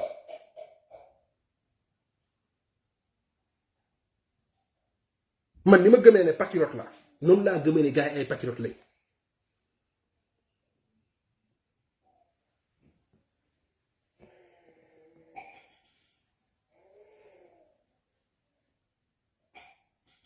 C'est quoi ce truc de misérabilisme? Vous pensez que être patriote c'est être misérable? Nous mosuñu organiser lu ndaw parce que mosul organiser lu ndaw patriote ñun ñu xolal patriote ku bëgg boppam la ku xam li mu bëgg la même ci diine sax loolu daf ci am nag bugg en fait Pastef mosul nekk ci lu yàq ba ñu ñëwee ci dëkk bi ba tey dañoo yaxanal des centaines de milliards pour un coup comme ça. Nous devons communiquer dans le sens où El Mali mi yak xaliss mu ñew di yaxanal bi yaxanal yépp parce que on doit dire la vérité yak dafa am nangam dafa am une situation qu'il a trouvé sur place qui essaie de voir comment maximiser optimiser et rendre efficace lolu nonu en attendant peut-être ñu indi ci yenen ciopité proposer né li ak ni la def gaay tepp na la 54 millions la jëndé auto yi mais pour ñi am auto xam nañ li ci né buy jënd na jënd auto yu baax jox leen ko ñu juger leen ci seen liggéey le gars dem na bané la man gars yi dañuy pointer député yi dinañu liggéey mais mettre leen dans des conditions ñu mën a am résultat lan moo tax impôt et domaine seeni fonds comme yooyu noonu ñu koy def pour qu'il soit beaucoup plus performant en fait ak yeneen ci entreprise yooyu daf fay dox man je considère que dans ce débat-là, de part et d'autre, il faut qu'on soit beaucoup plus lucide en fait. Man duma mësa nangu tay qui que soit El Malick keneen na ci yam mu jël alalu askan bi diko fawé. Mais c'est des gens yo xam dama and ak ñom di xex ci politique, gawma ne ay yàqkat lañ. Gawma ne ay nit ñu beew lañ. Musuñu mako won. Et dans cette histoire-là, jusqu'à preuve du contraire, gisaguma El Malick jënd ben auto tégal ko sénégalais yi, gaay ne li dafa cher, xayon na fi. Bari na lu ñuy def ci réew mi mu xajon feneen ñu mën ko fa def. El Malick kenn mënu ko tàqale ak Pastef c'est la troisième personnalité de ce pays c'est le chargé de communication de ce parti El Malick kenn da ko mën a génne sur la décision ñu tëbal CSE HCCT pour yaxanal kenn da ko mën a tëbal ci yeneen yi tey ñëpp bëgg a bon ñëpp bëgg a baax El Malick bëgg a bon El Malick bëgg a nekk yàqkat c'est que loolu laa ne loolu moo amul benn cohérence loolu bokkut ak nga ñëw ne mais El Malick li bëgg a def nii est-ce que bëriwul 54 millions yi dafa cher. Mais bëgg ci dugal de waaw ni non on peut pas être dans ce truc là en fait on peut pas ñëw ci benn bashing bu systématique nii rek dóor gaa yi quoi maintenant nag buñ demee ba ci biir ñu gis que ne El Malick lii nii da ko def ba ñu téye ci dara su boobaa ñu ne ko projet bi waxul lii mais en attendant on va pas rentrer dans ce délire d'être des gens des donneurs de leçons ñoo xamante ni nii ñun voilà loolu ça du sentinelle loolu ça ne veut je suis désolé ça ne veut rien dire en fait. Man Ousmane Sonko président Ousmane Sonko bi mu génnee nañu dëkk bi dafa métti wax ñu situation bi dëkk bi j'ai compris beaucoup de choses dama wàññi lu bari j'ai compris beaucoup de choses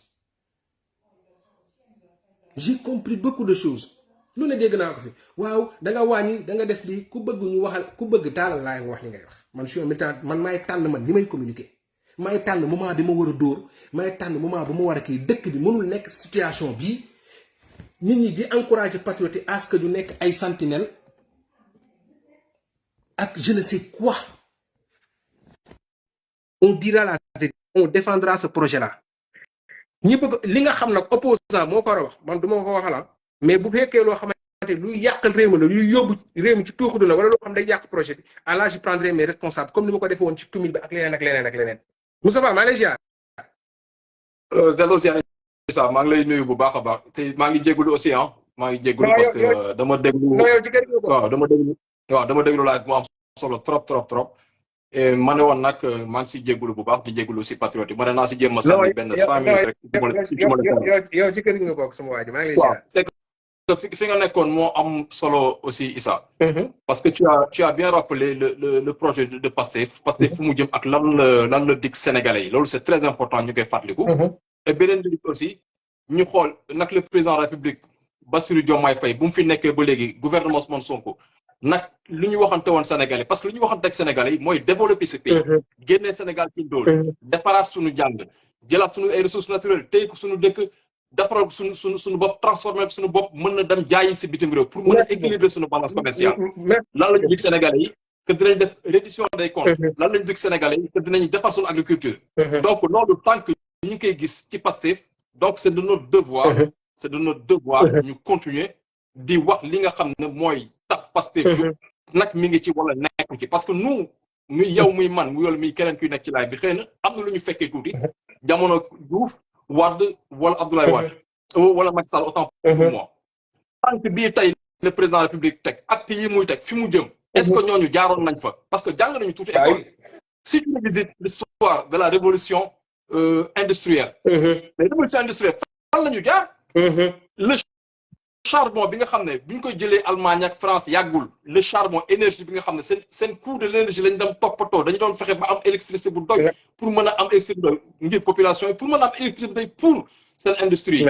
mu mën ko jaay njëg bu yomb parce que yow sa coût électricité yomb na foofu laa bëgg patriote yi parce que man dama leen koy ñaan yéenay waa Pastef ma leen di ñaan patriote yëpp dinañ ko ñaan Sénégal yi dinañ ko ñaan pour ngeen dellu si que yow muy Issa wala keneen yi nga xam ne yéen da ngeen yoroon un projet jaay ko Sénégalais yi man ma jënd ko keneen ak keneen jënd ko pour dañ leen ñaan ngeen dellu si waat si réseaux sociaux yi que Pastef revienne sur le terrain de la communication pour mën a wax fan la ñu jëm parce que du ñu nangu nag kenn ñëw di ñu polluer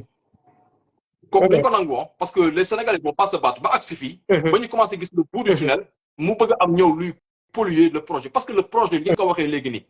mais tous les actes que le président de la République pose mais pourquoi on ne débat pas sur li nga xam ne président de la République mi ngi koy def pour lu tax ba ñu duñ ko débattre ni ñu xamee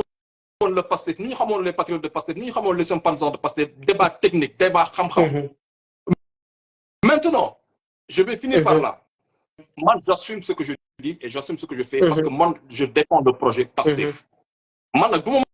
mën a comprendre benn logique parce que tu peux pas comprendre nit ñëw ne la bon man Ousmane Sonko lay topp c'est qui Ousmane Sonko c'est le porteur du projet de Pastef c'est qui Ousmane Sonko mooy ki nga xam ne moo jaay sénégalais yoo xam ne mosuñu ko gis ñun su suñu dund ñëpp bàyyi ñëpp lu ñu jàppoon ñëw ànd ak moom kon suñu ànd ak tey le président Ousmane Sonko mu ànd ak ay nit tey bu mu joxoñee le président Bassirou Diomaye Faye am na sénégalais buy toog tey ne ah ñun de Ousmane Sonko comme ñu tànnal de neexul wala boog comme ñu tànnal de doy ñu ko taxawaay bu mat sëkk donc man mënuma comprendre tey nga ne ma man je soutiens le projet de Pastef je soutiens le président Ousmane Sonko mais soutenir le président Ousmane Sonko mooy soutenir son projet Ousmane Sonko waxul ñu topp ko Ousmane Sonko yàlla yónni ko si ñun il a pas demandé ñu topp nit ki mu doon moom il a demandé aux Sénégalais dama am un projet bu mu la ñuy jaay yu ànd ci ay nit yu sell merci beaucoup maintenant remettre en question parce que c'est comme tu dis moi j'ai pas le complexe de défendre le projet en fait j'ai pas le complexe de benn DG wala benn ministre défendre j'ai pas ce complexe en fait moi j'ai pas ce complexe je n'ai pas ce complexe j'ai pas de compte à rendre à des gens à des internautes man j'ai des comptes à rendre à ñoo xam ne dañ leen jaay un projet ba ñu jënd ko ñooñu la ñuy dellu si waat wax leen fan la ñu jëm parce que tu peux pas comprendre ñu ne la bon diw bon nitu système la diw mais Ousmane Sonko bi nga xam ne ci opposition la nekkoon xam jikko Macky Sall xam jikko ñu ànd ak Macky Sall di leen dénoncer bind ko ci livre porté ci plainte te nekkul ak ñoom sax xantuma la ñi nga xam ne ñoom la nekkal depuis 2014 ñooñu suñu bonoon xam Ousmane Sonko gis na ko mais Ousmane Sonko nu mu mënee gis ñu bon ñu nekkul woon ci moom ba joxoñ leen tey ñu mu àndal ñu ne ñoom Ousmane Sonko gis ko man Ousmane Sonko rek laay topp mais tu remets même en question yow Ousmane Sonko su fekkee yow da ngay dem jusqu'au bout de la logique remettre directement c'est que des paroles en l'air ngeen baal ma mais c'est des slogans en fait il faut qu'on soit logique dans notre démarche ñu cohérent dans notre démarche moi dénoncer man ku ma xam-xam man maa dàq dénoncer ay mbir mais loo xam ne damay xam ne lii su ma ko dénoncer xëy na pour gën a mën a ni ñu ko fa interpeller ay autorités wala interpeller ñi nga xam ne ñoo kii mais je vais pas dénoncer pour xool naka laa mën a affaiblir le Pastef ça aucun sens et ça maintenant s'il y a des gens qui ont peur de sortir défendre parce que les gens ils ont peur des réseaux sociaux en fait quoi ils ont des positions ils se cachent dañu am position non suñu ko waxee est-ce que doo benn levée de bouclier sama man nag mën naa nekk sacrifice bi man moom yéen bu leen neexee ngeen toog man je vais être le sacrifice s'il le faut je sais que nag voilà j'ai pas cette prétention ne man may mais man je sais personnellement man sama engagement bii ma am en fait amul lenn luy ñëw di ko delloo ginnaaw donc nañu gën a delloo si xel yi ñu waxtaane ci xam-xam kenn bañ ñu këf et l'histoire des voitures de l'Assemblée nationale moi j'ai mon point de vue personnel mais la dernière fois je me suis expliqué dama ne si on part d'une logique parce que aussi bon xam-xam la ñu wax on part d'une logique il y a des députés qui sont là qui sont payés 900 000 francs par mois pour ñu comme ko jox ñu la oto ñu leen jox 900 000 francs par mois 900 000 boo xam ne chaque mois da nga koy damm sa poche nga ñëw ne man 900 000 yi du mu leen ko joxati dama koy jëndee oto pour oto bi ngeen def ci 5 ans auto bi su paré mu tok ci assemblée bi benen député su ñëwee mën ko jëriñoo même benen député su ko jëriñoo ba auto bi sax député yi soxlaatuñu ko mën nañu jël auto bobu affecté ko ministère de l'éducation mën nañu ko affecté ministère de l'économie mën nañu ko affecté service d'hygiène mën nañu ko affecté keneen mais 900 000 nga doon jox mais nit dama na ko ci poosam te droit am la droit am la 900 000 droit am la kenn ko man du ma ne woon dafa la Moussa daguma la da koy damm ci boppam pare bu toog moi je parle juste de ce principe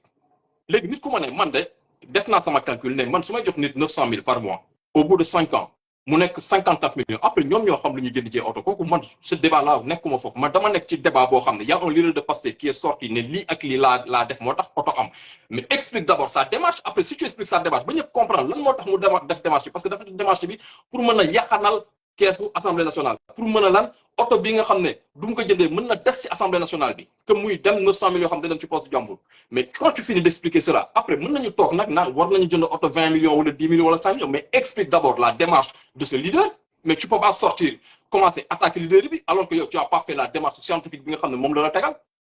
bon loolu laa bëggoon Issa franchement maa ngi déglu baax di interpeller patriotes yi que nañu gën a voilà il faut pas qu'on nous pollue il faut pas qu'aussi voilà ñu jël xeex bi bu jëm ko orienté feneen bon finalement c'est pour prouver quoi c'est pour prouver que bon finalement voilà Pastef ak les gens du système ñoo yem yemuñu Pastef ak waa système bi yemuñu je suis pas d'accord voilà loolu rek laa bëggoon Issa maa ngi lay bàyyi sa live bi di jégalu bu baax nag parce que voilà j'en profite pour dire aux gens que am na lu ñuy am na ay bagages yu ñuy pare ñun voilà inchallah après dinañ ci ñëw donc en tout cas vraiment kontaan naa trop moom inchallah jaajëf maa ngi ziar ñëpp di baalu wax jaajëf amu ci loolu am na solo macha allah am na solo man je pense que lii mooy taxawaay bi quoi voilà je pense que lii mooy taxawaay bi lii mooy vraiment taxawaay bi quoi quand il faut dire des choses tu viens tu les dis de manière très respectueuse parce que man dama bokk ci patriote yi nga xamante ne nii man je vous le dis man je comprends peut-être on est une famille des fois ñu tooñante tooñ UCG bi demee noonu kërëb jàppal bàyyi man dama jàpp ne ñu ne ci réseaux sociaux yi c'est des militants et des sympathisants man je l'ai toujours dit ici je suis pas un liveur je suis pas un activiste je suis un militant de parti politique qui utilise sama page moo suma créé ay compte ay page sama compte sa laay wax ay effet j'ai jamais voulu parce que mon réseaux sociaux loolu boole moom en fait bi ñu demee élection législative ma voté ma gis Ousmane Sonko voté nañ ba sonn mu nekk kii man ci laa ne non lii il faut aller beaucoup plus loin en fait nga engagé noonu la ko ñu bëri defee la plupart des gens yi ma gis ci réseaux sociaux yi ñuy wax ñu ci bëri yemuñu rek ci réseaux sociaux c'est les militants c'est des sympathisants c'est des gens qui organisent qui se déplacent yuy def lépp loo xam dañ koy def comprendre nga et je considère que muy yenn responsable yi erreur weesuwul nga considérer que fii ci réseaux sociaux tu as des gamins tu as des nrak fii ay responsable fi ne ñun ay responsable Pastef lañ fii ñu dëkk il faut que mu leer ay responsable lañ feneen loolu dafa am solo ngeen koy xam ngeen di comprendre que ceux qui sont dans les réseaux sociaux ñenn ñi ñoo leen gën a baax sax CV gën leen sax comprendre le projet ëpp leen si sax xam-xam man pour man ku nekk rek da nga war a jouer ce rôle tooñante bi yeeg yenn affaire yëpp man pour man bonul mais aussi Ousmane Sonko dimbale le président de la République mooy nga xam liggéey bi muy liggéey nga confronter ko ak le projet li mu woote nga mën ko jàppale ci loolu on aura toujours des détracteurs il y a des choses yoo xamante ni opposition moo koy def parce que ñun amuñu la prétention de satisfaire 100% besoins sénégalais yi mais ñu ngi ciy góorgóorlu mais des fois dañuy nekk ci ay sujets yoo xamante ni très sérieusement ça nous affaiblit et on n'a pas cette responsabilité là le président Ousmane Sonko xaarul ci ñun loolu ñun des fois dañuy jël ay positions yoo xamante ni nit mën nañu ci mere mais dañu koy jël quand même dañu koy jël pour que kenn bañ ñu ci yeb wala kenn bañ ñu ci xeeb dañu koy jël aussi pour que parce que le président Ousmane Sonko aussi suñu nawle la man wutuma lu neex le président Ousmane Sonko moom moo ma ñëw jaay ma ne ma militant bu mel ni laa soxla ku may àndal lii ak lii laa laaj ci moom may góorgóorlu ci loolu te yàlla xam na ne bëri na ay yu mu def moom le président Ousmane Sonko man su ma toogoo ci ba dama koy ne lii nga def nii giseewuma ko nii mu wax ma jox ay argument yoo xam kenn du ko dindi dee leen dimbale aussi le président Ousmane Sonko mu bañ a nekk rek ku nekk di tëb di wër di ko gis pour soxla wala di wër di ko gis pour kii nañu dimbale projet bi nañu delsi sur les principes de ce combat là. Il y a des questions yoo xam nit ñi ñoo ko dugal suñu biir man ça n'a jamais été des problématiques yoo xam dañ fa war a nekk di ci attardé wu nous sommes un parti politique yuy diriger réew mi ce parti politique là ay militants qui doit porter ce projet qui doit participer à l'effort de changement de ce pays war ko ànd nag ak sénégalais yëpp man loolu laa gëm loolu laa gëm dafa am leneen lu ma bëgg a terminer mooy y a un de nos compatriotes muy Amadou Hott bi demoon ci benn compétition boo xamante ne nii dafa bëggoon nekk le président du BAC finalement c'est le Mauritanien qui a gagné ñu koy encourager mais di féliciter le gouvernement sénégalais barkaat démb ba tey Abdourahmane Sarr mi ngi Côte d'Ivoire démb xaw ma barki démb su ma juumul ministre Yacine Fall dem na fekk si ko fa pour dire que Sénégal def na li mu waroon def yépp nguur gu bees la buy door a ñëw fekk une situation je sais que malgré contexte situation yi fi nekkoon parce que en 2022 Amadou Hott moo doon xëccoo mairie bu Amadou Hott bu Benno Bokk Yaakaar moo doon xëccoo mairie bu Yëmbal sud su ma juumul en tout cas Yëmbal ak Bara Gaye bu Yewwi Askan Wi mais tey pour vous dire que c'est ça le patriotisme et c'est ça le niveau de responsabilité suñu état bi am di ko taxawu ko jàppale ko amee dafa am ba nit ñi sax ñu bëri rek jël na troisième mais gaa ngi gis gaa yi naan la surprise Amadou Hott donc liñ ci waroon def yëpp def nañ ko parce que bu fi gaa yi ruubee nag di wax affaire diplomatie Macky Sall bi muy jàppale en 2017 Abdoulaye Bathily nga xam moo ëpp tur sax jàpp naa ne ëpp dayoo sax fii Sénégal en termes de responsabilité yi nga xam am na ko Sénégal donte Hott a été ministre de l'économie 2017 bi ko Macky Sall di jàppale il avait fait déjà 5 ans de pouvoir 5 ans de diplomatie 5 ans ñu taxawu ko Sénégal yëpp jàpp nekk ci gannaawam def benn campagne boo xam nëbbuñu ko dañu ko wone il a perdu ñu encouragé ko avancer aujourd'hui nous encourageons Amadou Hott nous félicitons et encourageons en même temps l'État du Sénégal qui n'a ménagé aucun effort pour jàppale ko et on continue c'est ça le Sénégal en fait te ce Sénégal là mu neex mu naqari loolu ngeen di gis Pastef di def vous ne verrez jamais Pastef mu nekk ci li ko Macky Sall dugaloon dóor xëcc dam saaga xasante kërëb jàppal bàyyi Adji Sarr nangam ñii kërëb saaga jàppal bàyyi loolu vous ne verrez jamais Pastef te xoolal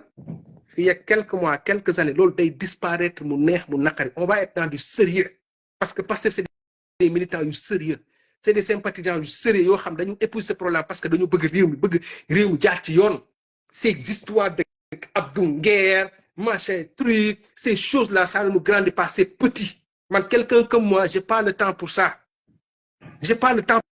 on n'a pas le temps pour rester ci ay réseaux sociaux pour parler de la vie privée des gens pour taper sur des dirigeants ou faire quoi que ce soit on a li kii wax moo ci ne on a un projet qu'on a vendu aux Sénégalais ñu war ko matérialiser mu métti nag ñu war ko bokk ak Sénégalais yi tabaski mi ngi ñëw métti na on le sait li tax mu métti expliquer nañ ko Sénégalais yi génnee ay chiffres jël ay code de contrôle valider ko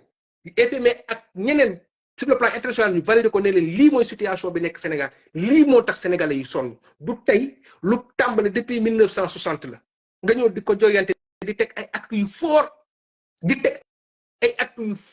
réew mi nekk ci jàmm lépp di dox nga nekk di restructurer waat complètement écosystème mu dëkk bi ci loolu la ñu nekk ci loolu la ñu war a jàppale et puis ils le font difficilement en assurant la stabilité de ce pays la sécurité de ce pays le Premier ministre l'a dit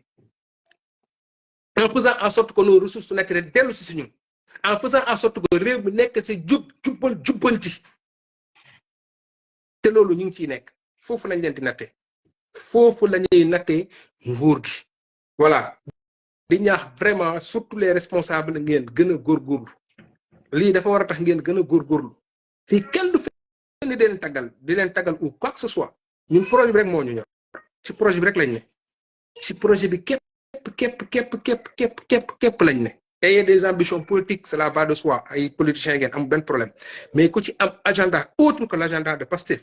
que tu sois allié que tu sois militant responsable ak koy mënti doon di nga ci wéet maa ngi jéggalu nag laaj bi xawoon na kii du attaque du dara ñun ñëpp on est des frères et des sœurs ñun aussi mën nañ juum mais ñun à chaque fois qu'on vient ici je sais que pour wax on parle pour le projet des fois sax mën na bañ a nekk loo xamante ne nii peut-être gisee nañ ko noonu mais dañuy xam ne ay militants lañ dañuy xam ne intérêt wu projet bi mooy ñu waxee ko nii ñu defe ko nii et encore une fois nous ne sommes pas des journalistes ou des lanceurs d'alerte ou ay kii yu ñuy joxe information nous sommes dans la communication politique pour aider ce gouvernement-là à avancer et faire en sorte que les Sénégalais puissent mieux comprendre en tout cas les mesures et les actes qui sont posés par ce gouvernement te loolu mooy suñu responsabilité ak lu mënti xew nag et ça doit être la responsabilité de tout un chacun responsable ba si suuf ku d'accordul nag mën nga ko wax dans la mesure du possible si tu es un militant nga jàpp ne tu fais partie d'un parti politique un Sénégalais tout court nag mën na critiquer nu mu mën a critiquer c'est à nous maintenant qui croyons à ce projet-là dem waxtaan ak moom pas forcément ñëw dóor ko maintenant l'adversité politique nag adversité politique la nu mu tuddee sax la dame la Anta Babacar mën na ñëw wax ma ñëw répondre benn genre yooyu c'est le débat dañ koy def avec beaucoup de fulla ak fayda mais avec beaucoup de responsabilité teg ko peut-être ci xam-xam te bañ ko teg ci lenn loo xamante ne nii le président Ousmane Sonko incarné wu ko ñun waruñu ko incarné maa ngi leen di ziar bu baax di jégalu live bi gudd na di remercier di féliciter aussi suma frère bu Moustapha Niang di jaajëfal ñëpp ñi nga xam ñi ngi ci projet bi di encourager tous les responsables autorités de Pastef ñi ko teg ci jubal jubanti bi keneen ku ko teg ci lenn aussi ëllëg di nga ci wéet di féliciter le président Bassirou Diomaye qui a organisé ce dialogue national comprendre nga organiser ko ci anam bu mucc ayib comprendre nga en espérant que aussi dans quelques jours résultats yi nga xam dina ci génn dina nekk loo xamante ni njëriñu Sénégal la pour qu'on puisse avancer et passer à autre chose en fait nous sommes un parti d'opposition nous avons été un parti d'opposition radical aujourd'hui nous sommes au pouvoir le président de la République l'a dit si premier discours am dama bëgg a boole Sénégalais yi dajale Sénégalais yi nag ñu ànd ak ñun ak ñu ànd ak ñun bu ñu nekkee ci terrain politique bi man awma ci lu ma ciy may nañ ci dem teg ko ci tempo comprendre buñ ci génnee nag Sénégalais yëpp ñun ñooy ànd te loolu aussi la dialogue bi wone j'ai vu des visages j'ai vu des gens yoo xamante ne nii peut-être ils avaient pas compris ils ont compris j'ai même vu un gars boo xam dafa génn nuyante ak le président Ousmane Sonko rek di wax yooyu yëpp nañuy sant yàlla rek te xam ne Pastef noonu la mel bari ko ci mbàttal la et on doit aller vers ça en fait amul benn des fois ñu wax sax ba ñu yaakaar ne dañu bañ dañu nangam mais amuñu problème ak benn Sénégal lii dafa nekk loo xamante ni c'est tellement précieux que on a l'obligation de le protéger à tout lu mu mënti laaj en fait mais en réalité ñun ay nit ñu ubbeeku lañ parti bu ubbeeku lañ parti boo xam pour Sénégalais yi la pour lamb ji pour chaque jour de la ji ñun exclure ñu kenn dans ce qu'on fait exclure ñu kenn Pastef est le parti le plus inclusif Pastef est le parti qui prend en compte le plus lépp loo xamante ne nii rek activité la boo xamante ne ay nit ay Sénégalais ñu ngi koy mener dans ce pays là jubbanti nag des fois dafay métti on l'a vu avec les Jakartaman on l'a vu avec